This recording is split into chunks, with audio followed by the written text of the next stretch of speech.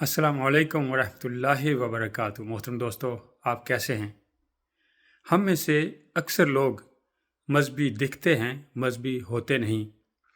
और इस बात का अंदाज़ा आपको उनके साथ मामलात करके, उनके साथ बैठ के, उनके साथ गपशप करके आसानी से हो सकता है। आप जब भी किसी के साथ 5-10 मिनट बैठ के बातें करते हैं तो उसके बाद मजहबी बनने का खौल उतर जाता है और उनकी जो बातें हैं उनसे आपको एहसास होने लगता है कि ये शख्स मजहबी वाकई है या मजहबी बनता है। इसकी कुछ मिसालें हम अपनी ज़िंदगी से भी देख सकते हैं। अगर आप मजहबी हैं तो आपको दूसरों को माफ़ करके दिली खुशी होगी, सुकून हासिल होगा। और अगर आप मजहबी बनते हैं तो फिर आपके लिए दूसरों को माफ़ करना बहुत मुश्किल हो जाएगा।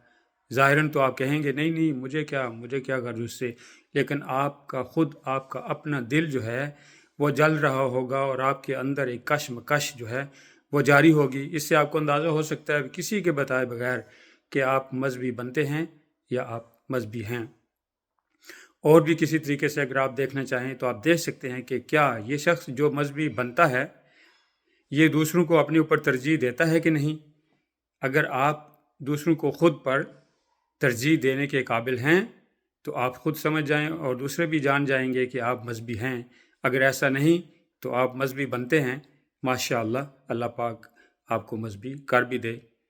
और इन चीज़ों से आप एक दूसरे को और ख़ुद को जांच सकते हैं। हमें कोशिश करनी चाहिए कि हम अपना भी मुहासबा करते रहें और दूसरों की इस्लाह भी करते रहें। अल्लाह ताला आप सबको और मुझे अपने हिफ्ज़ व अमान में रखे, नज़र बद से बचाए, हासिदों के हसद से बचाए।